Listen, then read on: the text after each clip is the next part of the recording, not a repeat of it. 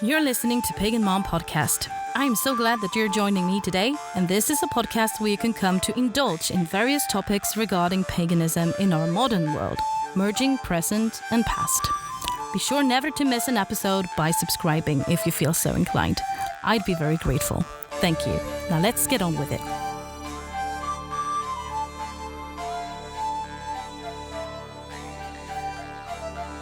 Hey all you beautiful souls, welcome back to another episode. This is your host, Pagan Mom, the Modern Vala. I hope you're all doing well, and before I start this episode off, I just want to say that I really appreciate and love all of you. I have gotten so much love from you guys in voice messages, and I can't say enough how much that means to me. It really warms my heart. I don't know if I'm allowed to say your names on here in case you want to be anonymous, but know that it really warms my heart to hear from all of you. Lots and lots of love to you all.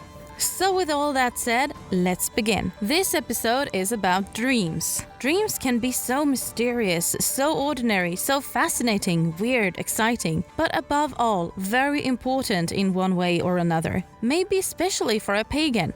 It is in dreams that we are the most receptive of information given to us that we maybe aren't open enough during the day to receive. Because when we sleep, we enter another state of consciousness. And we enter also another type of frequency. So what different types of dreams are there? Do they have meaning? And many more questions about dreams are gonna be answered in this episode. And in the end of the episode, I will give you some tips of herbs and essential oils that are especially good for dreams. And I will explain how they work as well. And I will also end the episode with a new Swedish word to learn. So now, let's get on with it.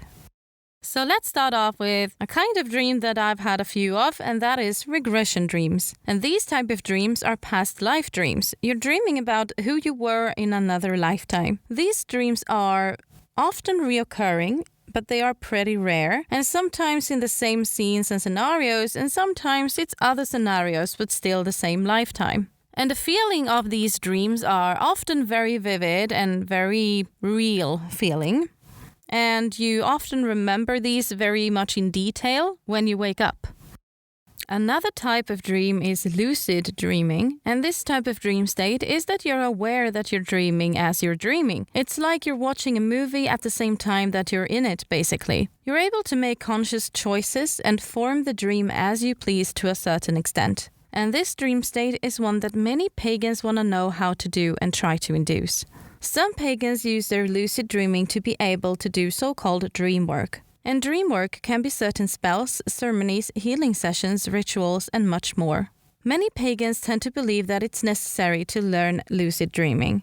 But it's not something that I believe can be learned. It's something that lies naturally to someone's abilities. And I might have stepped on some toes by saying this, but it's just my opinion. You can, however, try to induce this state by using certain herbs, incense, or essential oils. The most common type of dream is a normal processing dream, and these dreams are not usually remembered when we wake up, and often it feels like we actually haven't dreamt anything at all. And these dreams are a way for our brains to process all that has happened during the day. Daydreaming is another sort of dream that is done when we're still awake, but zoomed out kinda. And this is something that I think most of us has done in some way or form in our lives. It's when we think of a scenario involving ourselves and often other people as well. Often the scenarios are wishful thoughts, in other words, stuff that we wish would happen. So we are very much in control of these types of dreams. Another type of dream is Premonition Dreams. And these dreams are uncommon for most people, but it does happen. And these dreams serve as a foretelling that something is about to happen before it does. Some people are getting these dreams, but some people get flash visions instead when they're awake. Some are getting both too. And it can vary. Another type of dream is so-called Visitation Dreams. In these type of dreams, deities, ancestors, or other passed-on human spirits can come to visit you, hence the word Visitation Dream. And they come to visit, giving you important information or just to let you know that they are there. Sometimes it may not be spirits that are connected to you at all. It can be other spirits too coming to you. And these dreams are not very common. And you will for sure know if the dream was really a real visitation, because the feeling is very different with these type of dreams in comparison with ordinary ones, and you will just know. Now let's talk about divine dreams. And these type of dreams are induced by the deities themselves. They're literally formed by one or several deities to whatever they want you to experience, or they can even let you travel to their realm. These type of dreams are extremely vivid and feels extremely real and intense, and you will also remember these type of dreams, details and all, like it actually has happened when you were awake. Another type of dreams are so-called symbolic dreams, and these kinds of dreams are a bit more common. And in these, different kinds of animals, items, or specific scenarios, for example, can appear to symbolize something that needs to be worked on or needs to be processed. Some very common symbolic scenarios are losing your teeth, flying, falling, or drowning, for example. And all of these scenarios are symbolizing something. Like losing your teeth might mean personal loss, that it's something that you're dealing with emotionally, and this dream is the brain's way of processing those emotions. There are a lot of books out there if you want to be able to read about symbolism in dreams, and I will in a future episode talk about different books that I find good. So keep an eye out for that if that is something that would interest you. So I have now briefly mentioned different types of dreams, and now I want to talk about a special ability that comes with dreams, and that is dreamwalking. And this is not a very common ability, but there are some pagans out there that are able to do this. Dreamwalking means that you can enter other people's dreams. Some are aware that they're doing it and uses this for certain purposes, and some are unconsciously wandering around to random people. Some people are, however, not dreamwalking, but are instead basically being summoned into people's dreams. And this has actually happened to me several times. Pagans out there has actually consciously summoned me in order to get guidance about their spiritual path and practices. And I'm honored that people value my knowledge and guidance, but I would like to instead just be asked while being awake. And some people might be shy and all, but I assure you, I'm always willing to help you guys out in any way that I can. So don't be afraid. I'm not gonna be bitchy or rude, don't worry. But please don't summon me in your dreams if you haven't asked me when I'm awake if it's okay to do so, no matter what the purpose is. Okay? Do we have a deal? So in conclusion, dreams can be very useful. And some people likes to write down all of their dreams, making a so-called dream journal. They write down all they remember of their dreams in this journal, dates and all, and so on. Writing your dreams down can be a very good thing to do. And through doing that, maybe you can see patterns of different things, whether it's spiritual or emotional. Dreams can give you clues regarding loads of things, so writing them down is never wrong. If you're having trouble remembering your dreams, it can possibly mean that they aren't really that important or significant enough for you that they actually need to be remembered.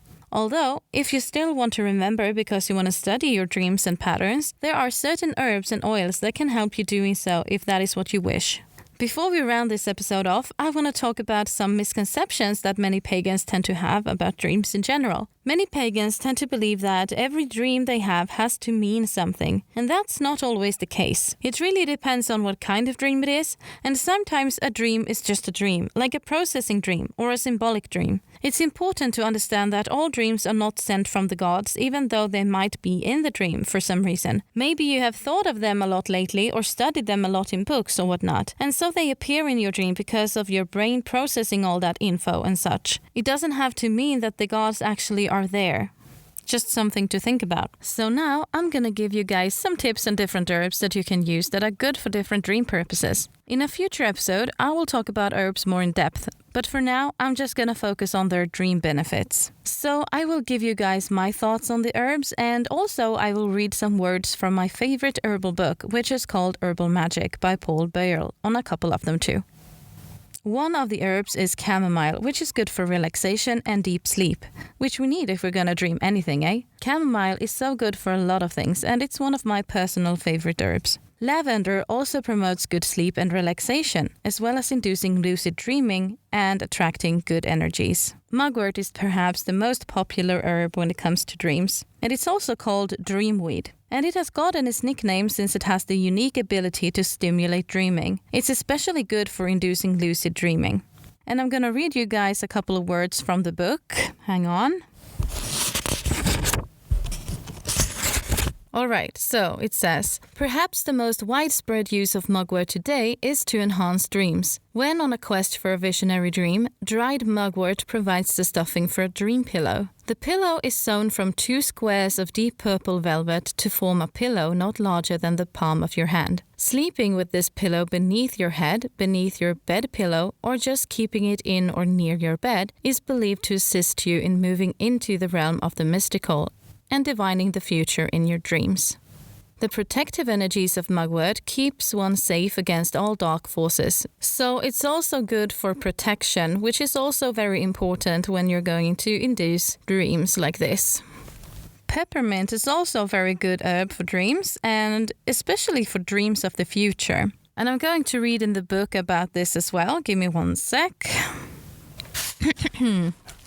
Folklore held that peppermint would enhance one's ability to dream of the future. For those pursuing the science of dream magic, peppermint is most valuable. It may be taken as a bedtime tea to improve the mystical nature of one's dreams. Peppermint may be used as an incense at sunset, then on into the evening to bring dreams of prophecy. And the last herb I'm going to mention is rosemary. And rosemary is good for remembering your dreams. And it is also a good protective herb so that you won't get any unwanted energies tainting your dreams. You can burn all of these herbs before you go to bed as an incense, or you can make tea on them or use them in your food. And I'm also going to give you some tips on crystals too if you guys are into that. And that would be clear quartz, amethyst and black obsidian. And now it is time for the Swedish word of the week. And this time the word is åska, which means thunder. I chose this word because it's actually thundering here now, so why not have that as a word of the week? The word åska derives from asåka, which translates in English to kinda asa ride or asa chariot, since the old Vikings thought that thunder was the sound of Thor's chariot. We have now reached the end of this episode. If you like this podcast, do consider to subscribe, follow, share, and all that jazz. I'd appreciate that with all of my heart. And if you want to support me and the pod, then consider to join the family and become a patron on my Patreon. All links are listed in the description box. And I want to take a moment to thank my existing patrons, Anthony and Natasha. I'm so grateful and honored you are on board this long ship. So until next time, lots of love.